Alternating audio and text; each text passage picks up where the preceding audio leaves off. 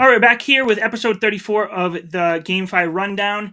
As you can see, I don't have Jimbo here. He's a little under the weather. Hoping to have him back for next episode. But I do have somebody that you all know and love, Mr. Sam Withers here. So, Sam, thanks for coming on. How you doing? Good. Thanks for having me, and good to see I've scared away Jimbo. That's the whole reason why I'm here. But hopefully, I can, be a decent or half as good as the replacement for Jimbo. So let's see. Yeah, no, I'm looking forward to this because I think there's a lot of things that we have in common here, and we haven't really had a conversation like this. Like we're going to talk about scholarships here. I know you did some of that with Axie. That's how I basically got started in this GameFi space. And obviously you're a big bull on Illuvium like me as well. So Yeah. I mean, you can't fade Illuvium, let's be honest. It's hard not to. But I've watched all your shows. I've kept up to date with everything. Whether I chime in and make comments and whatnot is a different story. But yeah, I've not missed one of your shows. So it's been very entertaining. And finally, I just say thanks for having me. It's super cool. I know, right? 34 episodes in, finally got you. I know we had talked about this before, and then I don't know, something happened, and then finally we got you on. Yeah, I apologize. I went traveling for a long time and only just settled up just over a month ago and went full time into Web3. So now I'm set up. We can make some good content and talk about Illuvium. So the Team Liquid promo Illuvitar is going on. It just started less than 2 days ago. They had the launch party. I was on it. I brought my daughter on with me. That was great. I saw right after I left, you hopped on with your girlfriend. It seemed like everyone was having a great time. What did you think about that launch party? And just did you buy any discs yourself? Yeah, so I jumped at the launch party because obviously TSG obviously gets everyone on there. I think all in all, numbers wise, it's successful. I don't know the full details behind closed doors.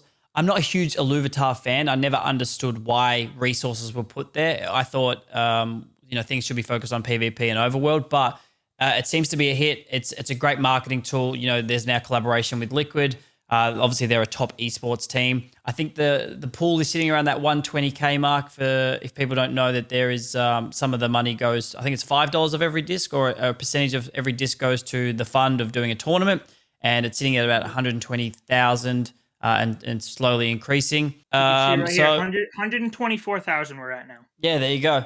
So I think in terms, we now have Rev Dis, super exciting. It's good little test things before the main game comes out. Again, my focus is purely on whenever that comes out, if it's Q1 or if it's delayed to Q2 or whatever they put.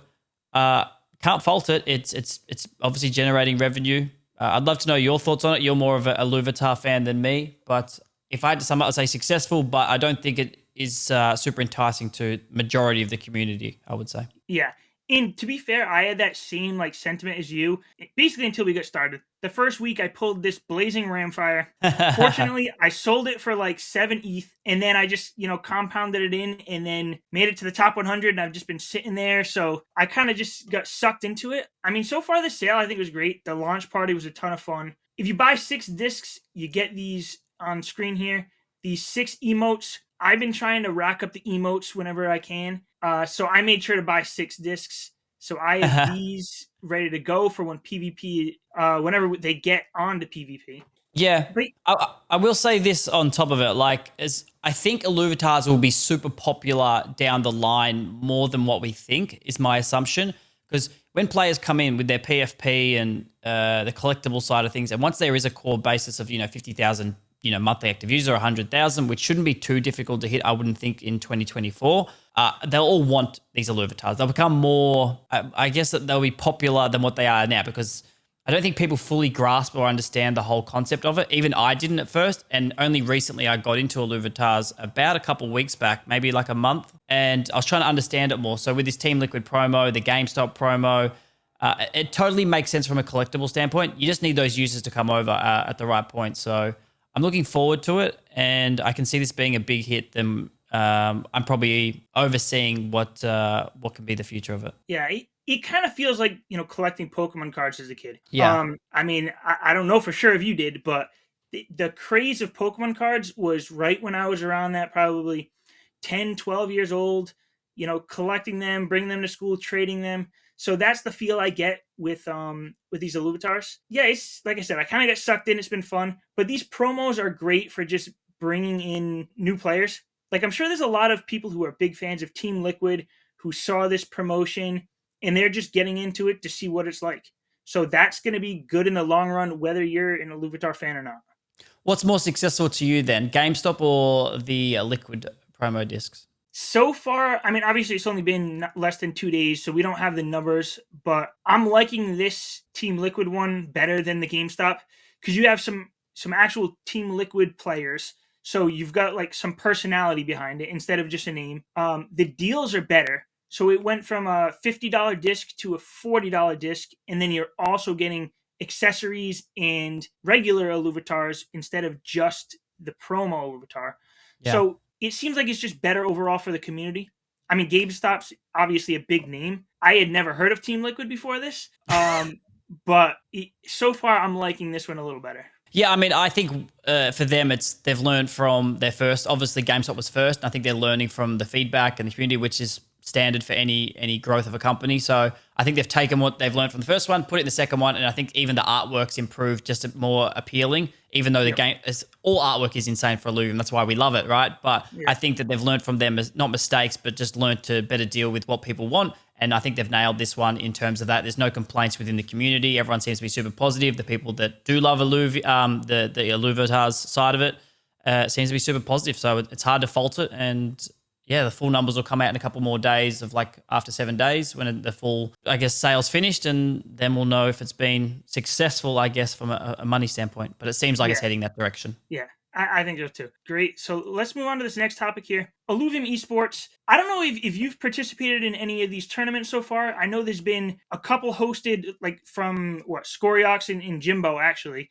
I mean, one of the reasons Jimbo is probably sick right now is because he's been working himself to the ground. He did like a 12 or 14 hour stream for that first Inferno tournament. And he's got another one. He's got to wake up for 5 a.m. his time to do this Saturday morning. That one's already filled up. So the third Inferno is filled up. Have you participated in any of these tournaments and, or have you watched any of these streams? What do you think so far? Yeah, so I did the first one, trying to understand it all. Like I wanted to get my groove in to see how it would feel.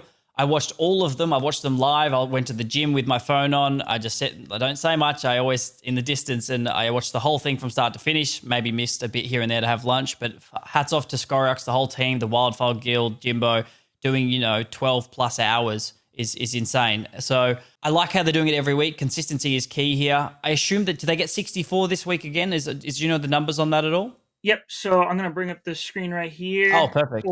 So actually, Scoriox made a post. It's a little different. They're tweaking it week to week to find out what works for them. Because I think that first 14-hour stream, they were just like, that's a little too much to be doing. It was good for the first one. But for this one, they're doing 64-player single elimination. So that's a little different too. Yep.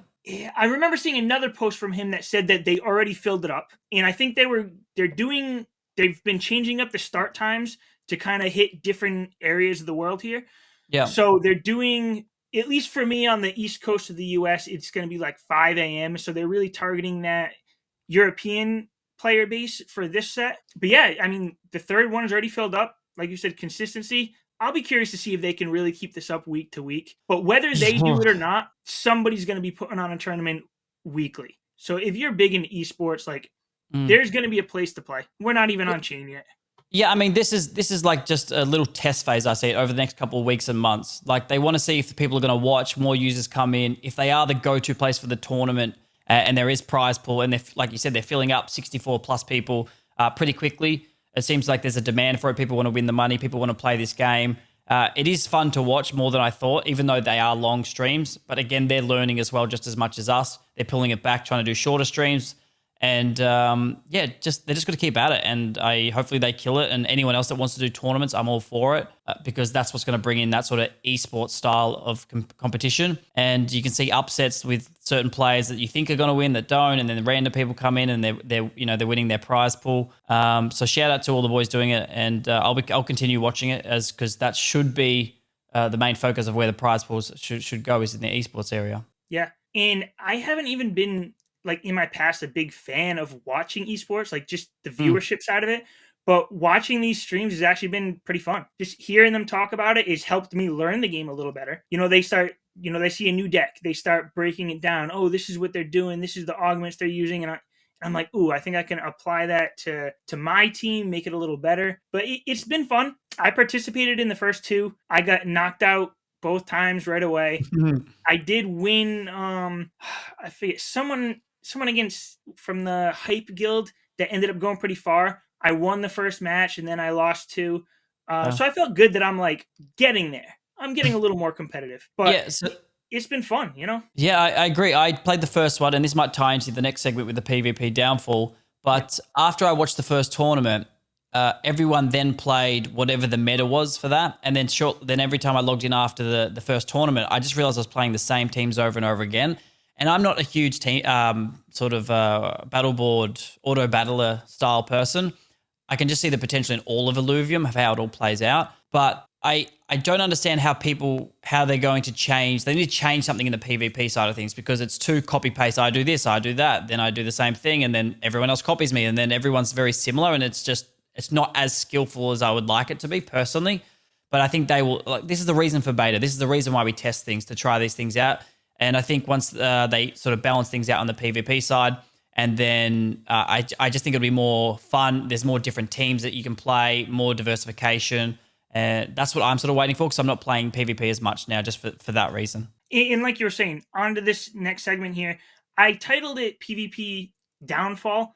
But what I really want to talk about is just what happens when we get through this private beta phase, we get on chain, and everyone needs to go out and start catching all these alluvials and playing. Like, the tournaments are not going to look like this for a while because the teams that everyone are playing right now, like, we don't know for sure how much they're going to cost, but there are a lot of high tier alluvials. They're going with the best possible team they can make, and that's going to be hard when you're trying to catch these in the overworld or trying to buy them off the marketplace. Only the really big whales who or the people who are just playing this full time are going to be able to put together these decks for a little while. So, I mean, what do you think is going to happen when we get to that point? Are there going to be some people who just leave because they just can't deal with having to catch these alluvials or buy them? Or do you think people are going to stick around and embrace it?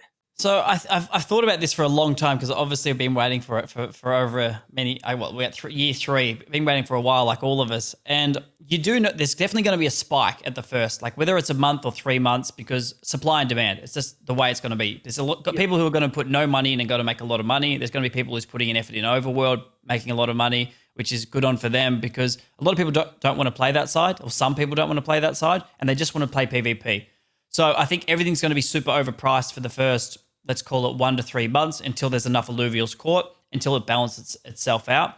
And then I was thinking this the other day, the amount of hours that goes into tier 5 or the higher end is going to be a lot more than what I even expected.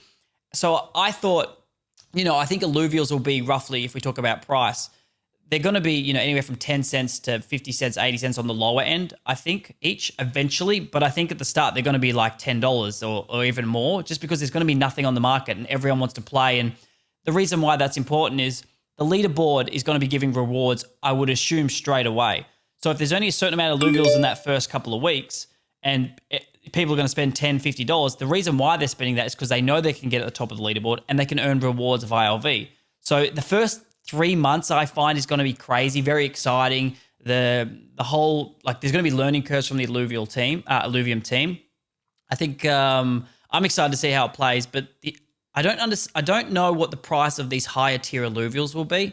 I'm trying to work it out in my head, but you've got shard integrity, you got the amount of runs you got to do, you got to pay for gas fees, the gas to run to these stages and everything else, and the amount of hours you put into them. So I don't see them being a low price point. I'm sort of scared like more in the hundreds that they might be, because they'll be very far in between for the first bit. And then I think once it all calms down, supply and demand, then it's a different story. I'm excited for it. It's why I'm here. It's literally the only reason for that sort of dynamic to play out, and what the money and the revenue distribution. And I'm just super excited. I would love to get your thoughts on it. You've been in the space just as long as me. What do you think is going to happen? Just like you said, I actually made a video on this probably a month or two ago about like my strategy going into open beta, like what you should be doing now. That first phase, the first like 2 to 3 months in open beta, then the next few months, timed it out like with the market, like the overall crypto market, because we're going to hit open beta, and we should be, I mean, it's going to be right around the Bitcoin halving. Things, the whole market should be moving up at that point. But I think, like you said, there's going to be a big spike in prices.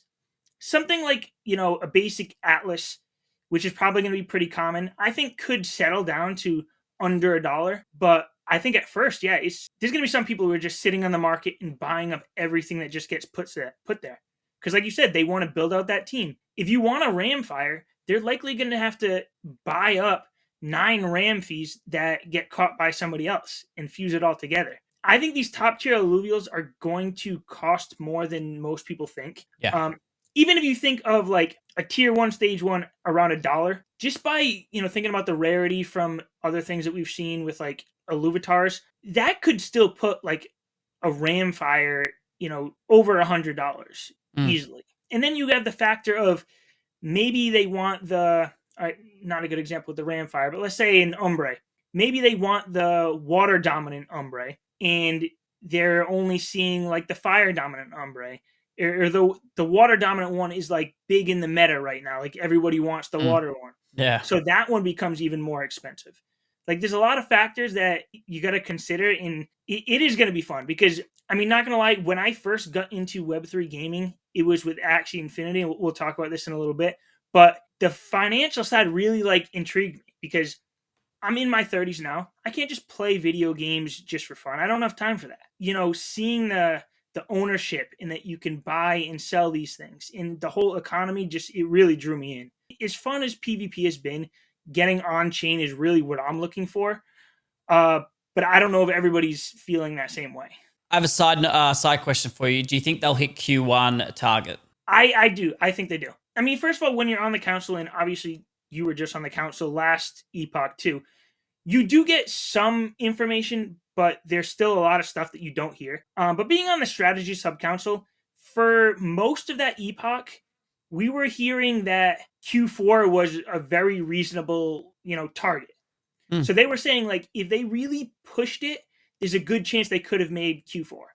Now, I think once they decided to move that to Q1, that's when they can kind of fine-tune some things. I wouldn't say they took their foot off the brake, but it gives them a little more time to work on things. But for a while, like the fact that they felt so confident that Q4 could have happened, I think we will get it in Q1, but I think it'll be the end of Q1.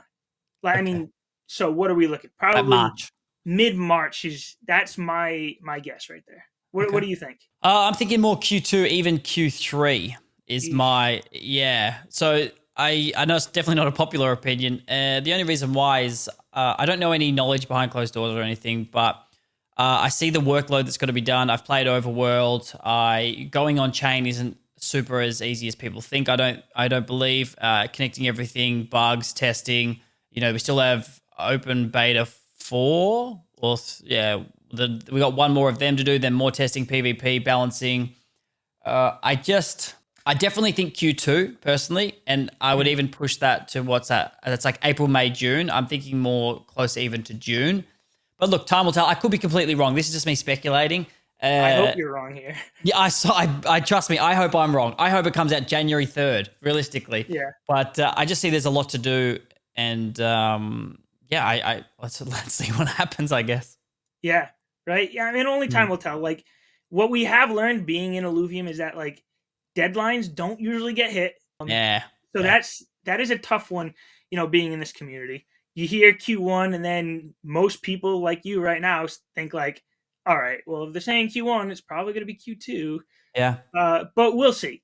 I have confidence, but it really wouldn't surprise me either way. So be it. Like, we're all still going to be here, let's be honest. But I think if we look at like the hype of everything, the gaming, I really do hope they put it in Q1, even like February. It would be nice because depending on the market type, the amount of hypes around the tokens right now, the Bitcoin halving, the 2024 elections, I still see another leg up for Bitcoin and all these sort of things. If there's a pullback, I just think they could capitalize on that. And even if it's not fully ready to their standards, I would love to see in like a proposal or something, like whatever's stopping them from releasing, that we could fight that and go, you know what, we need to release and vote for this. Because if just say it's the certain artwork's not done, or the the pool, the fuel pool's not finished or something. There's ways around this just because it's not perfect. Like you can definitely still, like we could launch the game literally this month per se if it was ready on chain backend stuff and it was like other things that were holding it. So we'll see if they do hit it, and if they don't, is figure out why. And then if there's a reason we can go around that as a community, we could always vote going, you know what, we don't care if the artwork's not perfect. You know, we don't care if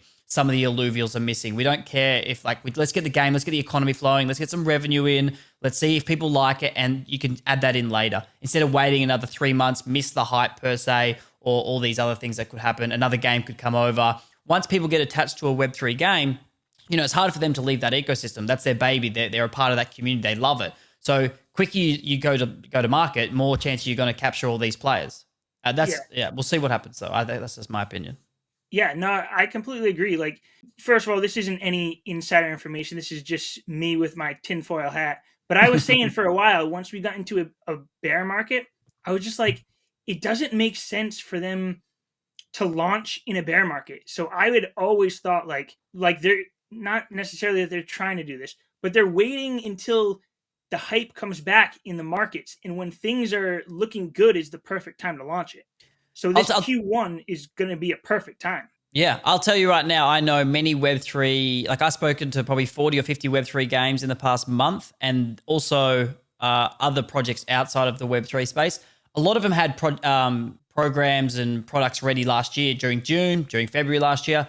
They all just held on to it. Okay, this product's ready. Let's put it to the side. We'll just wait till the bull market starts sort of coming back. So I know many, many projects that did that. And then you can see, like, all of a sudden, every project's launching something. Like recently, a token's going up. Everyone's coming back into the Discord. You see Discord pop off. Like, fuck, I haven't seen you for ages. Like, where have you been? Token goes off, you know? So it is a marketing play. And they're in a perfect position. I'm sure they'll figure it out. There's that many team members and smart people within the Illuvium team. And I'm sure they'll come up with the perfect marketing plan. Yeah, I don't think it's a coincidence with Illuvium or all these other teams or all these other projects. But I mean, that's actually a perfect segue onto this next segment here. So Web3 gaming, one of the games that I'm also sort of involved in is Mavia, Heroes of Mavia. They just announced a couple weeks ago that January is when they're going fully on chain. So they had been working through the bear market as well for the past couple years. They have a beta that I know you've been playing too, but it's been fun, and a lot of people are excited about that. But it is nice to finally get not an exact date, probably going to be the end of January, but we do know that January is what they're calling their global release. So I'm pretty excited to at least get another game that I can play that's going to be fully on chain and ready to go. I have some pushback here. Is it Clash of Clans at the exact same one in the Web2 space? What's the game called that they're duplicating basically? Clash of Clans, yeah. It is Clash of Clans, right? And they're not even, like, they say is different, and obviously the Web3 components make it a lot different. But they, fully admit that they wanted to take Clash of Clans, merge it with Axie Infinity. That was their whole concept, and this is what they came up with, the Web3 version of basically Clash of Clans. But Clash of Clans was also, it probably still is one of the top played mobile games. So if they can draw the attention of the ownership side of it, the gameplay is proven, Yeah, I mean, the simple terms of this is, like, I've played the beta. I did like it. It's exactly like the Clash of Clans style. Basically, in like sort of dumbed down version, it's basically take Clash of Clans, you can earn some money, NFTs. And for a long time, I was against all of this. I'm like, I don't think people are going to care, or like you're just duplicating another game and then putting it on chain. Like, there's no innovation there. There's no like, wow. But after thinking about it for a long time and playing their beta, it's more enticing. And for whatever reason, like, they've got signups of like hundreds of thousands, I believe, and there's a community there. And sure, they might be all extractors from the game, but as long as they can balance their economy, it should be successful. And their retention will be there, because we know that Web3 games retention is like 50% higher than Web2 games, which is just absolutely shocking and amazing, because as soon as there's a financial aspect or an ownership aspect, I should say, people will play that daily. And think about it before they go to bed. Yeah, 100%. So I do get their vision. Yeah, I was just saying, I know with some of the other games that I played, like even Axie, like it wasn't the most fun game to play, but the fact that it was like, I own these things and I can make some of a return from it, I felt attached to it, that I was playing it every day. Yeah, 100%. And I say this to most Web3 games that I speak to, or like if I'm an advisor for one, is it's just the dumbed down version. And even investors, for you to make money, that money has to come from somewhere. You have to take that from someone else. And I think people forget this. And if your game is full of extractors, your economy is going to die. You have to balance that. And then at the same time, is if you start taking money away from people, from your users, and they're losing money, they might just leave because they're just extractors. And you don't want your whole community to be that. Sure, you can have part of your community to be extractors and taking value out, but you need to have that fine balance. So as long as they can balance their economy, I do love what they're doing. I did play the beta, super fun. They've got huge registrations. I guess time will tell with that game specifically. And I'm sure there's a bunch of other games that are coming out. With all the games I've spoken to, I don't know about you, but they're all coming out in Q1, Q2, latest Q3, but most Q1, Q2, all marketing efforts ramp up in January. I've been pretty much told from everyone. They're doing all marketing strategies. So I think there's going to be a fight in the whole Web3 gaming space that all these games want users. And there's just nowhere near enough users in the Web3 space. We have nothing. We have a pin drop of what there will be. So you're going to see a lot of money spent on marketing of them trying to capture these influencers or like Web3 gamers to play their games. That's going to be the big fight I find in Q1, Q2, just to see if they can get them in. So they're going to offer stupid things, and then they're going to try and offer more money and more winnings. And I'm excited to see it because, like I said, that's what I'm here for. I'm here to watch it all unfold and see what games win the market. Because if you don't capture the users of the Web3 gaming space, you lose. It doesn't matter how good your game is. If you can't beat a better marketing strategy over another product, it's you'll be at the bottom. Yeah. So I know, I don't know, pretty recently, a couple months ago, you basically came out and said you're full time in the Web3 space, being a creator. I know me, I like to stay like pretty tight knit. Like I'm into Illuvium, ETH Lizards, this Mavia game, but I don't want to spread myself too thin. But I've been seeing you talking about a lot of other games, some that I'm not even too familiar with. What do you think about covering so many games, and is there anything that's really standing out to you? Yeah, 100%. So obviously I've been in Illuvium majority the whole way through, and then I had a bunch of meetings, and I sort of got a bit of an eye opener that the TAMs in Illuvium isn't big enough. Basically, the total addressable market. So if I'm going to go live streaming, if I'm going just from a creator standpoint, right?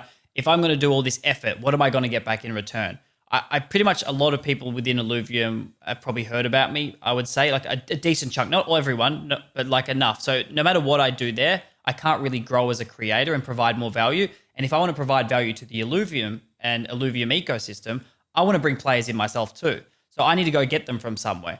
And I am very picky on what games I want to talk about.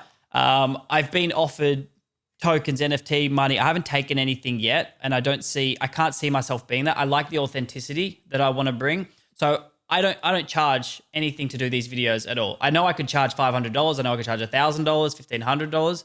I just haven't looked into making money off this because that's not my primary focus right now. My goal is just to be, how do I provide all Web 2, Web 3 gamers a bunch of value, and then just give you my opinion on what games I like. So my top games right now is Illuvium, and always probably will be for a long time, just because I'll always cover them. That's my core audience, and that's what I love personally, because just the team, the graphics, and I don't have to sell you on it, right? But then there's other things like I'm picky, like Clanosaurus, which is on the Solana network. Their IP is super strong. Like their video marketing team is going viral. They're supportive. They'll reshare my stuff.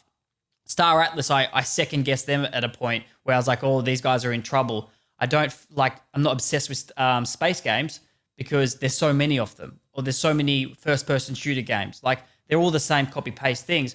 But then, like, when I come into the Star Atlas ecosystem, they like my content, they share it, they get the community around it, they're very passionate, and as a creator, and you probably know this yourself, that's what you want. Like, that's what you want to feel. Like, you want to feel like you're included in something, like you're providing people value.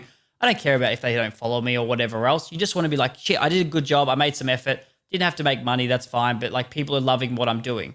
And I could name off a couple more, like so on and so forth. But I will only pick a handful of games that I will truly follow, because you cannot keep up with the whole ecosystem of these games. Because if you try and spread yourself thin, I've seen some creators do it. They'll play every game and everything, and some are shit and they're just doing it for money.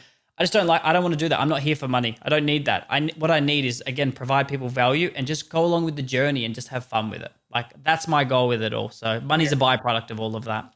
Yeah. No, again, I apologize for the rant or the no, thing. No. Like, I'm gonna say we're very aligned on this. Like I see some of the Web3 creators that just they cover everything in Web3 gaming, and it's just like, how much do you really know about any game if you're spreading yourself too thin? Like I'm pretty confident that the people who watch this channel for Illuvium or even ETH Lizards, they know that I'm deep enough in it that I understand what I'm talking about. Where Right. somebody who's covering or making an Illuvium video for the first time in 6 months, you're gonna go watch their channel and be like, they're missing the point. They don't Yeah. understand it fully. So that's why I want to stay in these projects. And like you said about the money, like I keep thinking about what Gary V's used to say is like, what, jab jab jab right hook or something like that. Like Yeah, right. just providing as much value as you can for as long as you can, and then at some point that right hook's going to come and it's all going to be worth it in the end. So that's the same for me. Like I haven't been really focusing on my YouTube generating any money. I'm hoping, ILV and my crypto bags, do that for me right now. But I know it'll pay off eventually. Yeah. Web3 gaming is going to be big. Yeah, I think the only frustrating thing with me with Web3 gaming is just like I'm very probably unique, but I don't want to say this. I said it on another podcast recently, but I'm in it for the tech. Like I hate seeing people just jump from game to game trying to make money. And I get it because I'm in probably a different position, but I also understand like these creators taking this money for creating some sort of video for their efforts. It's a job for them and it makes sense. And I totally understand. It's just, I want to see a Web3 game be successful. I don't care what chain, I don't care what game it is, even if I'm not invested. I just want to see that people have ownership, people can trade. Like I'm loving big time how they had that thing. I'm a little bit concerned of the way it's working. Like they've given away $20 million on their leaderboard in January at this stage due to the price. And I just hope that's sustainable the way they can balance it. But I just want to see a Web3 game win. Don't care what it is. Just I want to see it take over and go, wow, our stigma of NFTs is wrong in the whole world, and go, wow, there is ownership here. This is what it really means, because people don't understand that. And I want to be able to call a Web3 game just a game. Like I'm going to go play a game because it's normal to have that ownership, right? Yeah. And I want games to come out and people love the IP and not be there to make money. But yeah, doesn't mean I'm right. The first thing that really drew me into Web3 gaming, it really had nothing to do with the money either. Like I was just, going down rabbit holes on YouTube, and I came across one that was talking about like, oh, if you before I even knew what an NFT was, they were saying like, oh, like with this crypto, you could have like a sword in one game, and you could take it over to another game, and it represents something else in that other game, and you can just take it with you and you own it, and you can move it from different games. And right at that point, I was just like this is something. Like this is going to be something. And that's when I started looking more into it. I came across the game like the Sandbox. That was my first Web3 gaming investment. Wow. I bought Sand at 8 cents, wrote it up to $8. That was great. Wow. But then actually moving on into this last segment here, Axie Infinity was really the project, the game that really got me like, this is not only like the future of gaming, like this is my future. This is something that I want to do. And like, I don't know, I knew I was going in full time once I got involved in Axie Infinity. And the whole idea of, you could buy these, you could own them, and then you could also basically share them out, lend them out for other people to earn something from it. I know you were big into Axie as well. Like you did the whole scholarship thing. I really want to know, like, what was your experience with that? And then is it going to be a thing this bull market, like the whole manager scholarship thing, or is that a thing of the past and we're moving on from that? Yeah, I think my journey with Axie is an interesting one. To keep it super short, is I was in DeFi a lot, and Luna, if anyone remembers Luna, I was in that very, very early on from an investment standpoint and loved the thesis of that. And there was that one concerning thought for it. And I believe I was one of the top creators for Axie, I think via numbers and standpoint and sort of being in that ecosystem, like maybe like a top 5 person that was influential then. Obviously a learning process for everyone. And at the time, you're so euphoric. You're like, this is going to last forever. We have ownership. This is amazing. And then you sort of do the maths of it all. And then when things start come crashing down, it gives you a bit of realization of like, okay, there has to be this balance, and it's a learning process. So I definitely know my way around Axie Infinity for sure. and it paved the way for all these other games to learn from it. So like whether it's like inflation in breeding or tokenomics and everything else. So I don't have any bad blood with Axie. I know some people do just for whatever reason, but at the end of the day, they have the numbers, they have the data, they're killing it. And now we need to duplicate that off the learning. So in regards to scholarships and everything moving forward, I think they're going to be a massive thing because at the end of the day, whatever game it is, it doesn't matter if it's Illuvium. Like I personally have something building out with lending platform, which should be live in the next 2 weeks, depending on developers. It's been a bit of a ride. And I think that if people can't afford something, or if you have a guild or whatever else, or they just want to borrow something for a short amount of time, they will be lending these assets off another player that's gone and used it. So if you're playing PvP, right? Say I'm in a sort of like a third world country or something like that. I love Illuvium Arena. I'm playing on a mobile or wherever it is. I don't have that much money. I've maybe got $5-10 that I want to spend into a game because I also want to live my life. I'm not going to go and try and save up my money to buy a $100 ramp fire or something, but I need that for my team.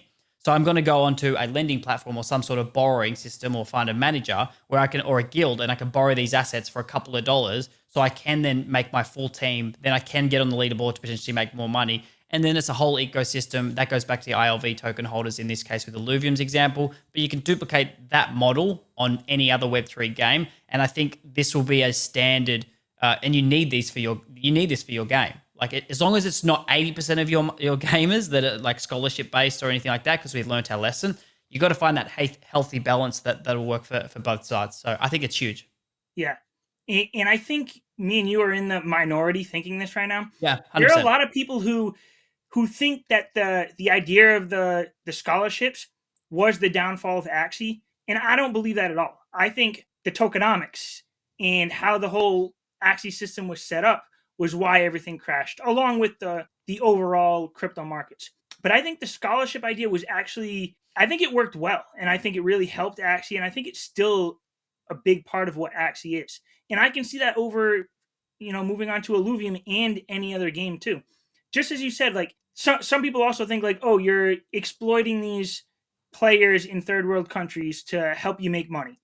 But like you said, you could be in a third world country. I know a lot of Philippine players were playing Axie where they don't have a ton of money to get involved in these. But if they can borrow some assets from somebody else and make a little bit of money where their cost of living is really low, they could, have fun playing a game, make a little bit of money. And just because there's someone on a different part of the world that's making a little bit of money as well, doesn't make it a bad thing. It actually just gets more people into the ecosystem. Like Yeah. if I have a team for Illuvium that I know I want to play myself, and then I have enough alluvials for a second and a third and a fourth team, I could either sell those off to the market and just bring down the prices, or I can hold on to them and lend them to people who can't afford them themselves and help keep prices up and keep the economy going. I don't think a lot of people see that, but I think they will over this next year. Just picture it. I think to put it into people to make it more simple for them to understand is the reason why I think it's going to be decently big is, does everyone go and buy a house? No, it's too expensive. Why do you rent? Because it's a cheaper option. So if I buy a bunch of houses, say I'm really well off and I buy a bunch of houses and then people want to rent them off me, well, they're going to rent because they can't afford to buy it. And you're doing them a favor and they're also obviously paying off your mortgage because you've taken the bigger risk. It's the same concept. You're just taking it from a house perspective and just putting it into a game perspective. So there's no different at all. So even if take the third world country or not the other countries that can't afford, maybe it's a guy who's got some money and it does a Western world. He just doesn't want to spend a lot of money in this game. He just wants to sort of dip his toe in and do off a lending thing and put in like dollars instead of hundreds of dollars if that's what it costs to build out a deck. It's the same concept all the way around. So I could see a lending and trading definitely, lending side of things being massive in all of GameFi ecosystem. It makes sense. It's not going to go anywhere. And if people are against it, I find the battle hard to where it doesn't happen. Like, I don't understand it. They're assets at the end of the day. You own them. It's like houses. You're not going to sit on a house and just let it, basically go to nothing. You're going to, rent it out like your assets. Well, yeah, and that's the other thing here. The people who do hate on the idea, first of all, I don't really understand why. I tend to think they don't understand it. But it's also something that's inevitable. Like, you can't really prevent it from happening. So Right. you might as well help mold it into, something that's going to work because it's going to happen either way. And I think they hate. I was going to say, like, you compared it to renting like a house. I've compared it a lot to just a normal job, like working at McDonald's. Like if an employee goes and works at McDonald's, like they're going in there using their time, they're making a little bit of money while they're working, or you could say playing in Web3, and nobody says like they're being exploited, or I guess some people say that, but the people, like the owners of McDonald's and the corporation, is making more of the money, but it's acceptable to go work at McDonald's. So this isn't much different in that sense, you know? I 100% agree with you. Like, there's no way this is exploitation at all. Because at the end of the day, if they don't want to do it, they don't have to do it. You don't have to go play this game or, You're not anything. forcing anyone to do it. 100%. So it doesn't make sense. The issue, I think, the stigma around scholarships is they think of that, they get scared, Axie Infinity crash. That's what they think. But if there's, again, there's more than just one factor for this to work. A balanced economy, you know, if 80% of your user base is scholarships, that's extracting value from your game, then you sort of get into an issue, right? You need that balance. You need people still spending money just to play, you know, play the game for fun. And as you know, like, if you have an economy in a game, think of it like a country like Australia or whatever, but what matters is that top 2% spending the money. The rest doesn't really matter too much. If you don't have whale sinkholes, like I think there's someone buying Illuvitars like crazy, Alexa or something, one of the top earners, is spending a lot of money, and that's driving the economy, and that's what matters. So you can still have scholarships in that balance. It's just economy balance is key with this, and we haven't yet seen a game do this, which will take time to find out, and what the blueprint is for all these Web3 games. And once we have all this blueprint for these Web3 games, everyone will do the similar tokenomics moving forward. Just quickly, if you remember back to 2010 when we had mobile, everyone's like, they're not going to buy spend in game. Like, that's weird. That's stupid. Like, no one could figure out the blueprint. And then eventually, as time went on and games got produced, there's a blueprint now. You know, there's gold, there's in-game diamonds or gems, and this is how it works, and this is what you do. The same thing's happening in the Web3. You got to find that blueprint. What's the tokenomics? Is it 100% revenue distribution? Is it not? Is it whatever it is will flesh itself out over the next coming months and years, and then every game will be doing something similar to that model as that blueprint moves forward. Yeah. And you know what? I know exactly what that blueprint is. And and it's not much of a secret. It's having a good game that people want to play. Because we haven't really seen that yet in Web3. You know, one of the reasons why Axie crashed is not somewhat with their tokenomics, not because of the scholarships, but because it just became a game that people didn't see as fun. You know, people started to look at it like a job. But when you think about a game like Illuvium, at least I know the both of us believe this, it's going to be fun. And even in this private beta, we've seen that people want to play regardless of whether there's earning or not. So the fact that people want to play this game and they want to acquire these alluvials, there's going to be money being put into this game for the fun aspect, and that is what's going to prevent it from crashing down. Yeah, well, you know what? That just about wraps up this episode. This was a great episode. I think we had a lot of good stuff to talk about. Thanks for coming on, and I'll definitely have you back on, you know, sometime soon. If you want to collab on anything on your channel or whatever you're doing, you know, let me know. Yeah, I mean, I just want to say I appreciate what you're doing, especially through the whole bear market. You've gone through all these episodes. You're putting in the work. You're putting in the effort. I see it personally. I've watched probably every single one of your videos, like every other creators. That's not easy to do in a bear market at all. Far out. Like, you deserve to be where you are right now, and I hope it all pays off, and I'm sure it will over this next bull market. And I just want to say thank you to you for doing all that effort. And yeah, anything you need from me, let me know. I'm here to provide value, and that's what matters to me. And thanks for having me on. Yeah, same to you. Like, what I say to all the other creators in this space, like, we're in this together. You know, we're not fighting against each other. Like, if you're successful, I'm successful. If Scoriox and Jimbo and all of them are successful, we're all successful.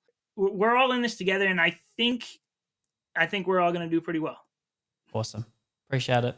All right. Have a good one. Bye-bye.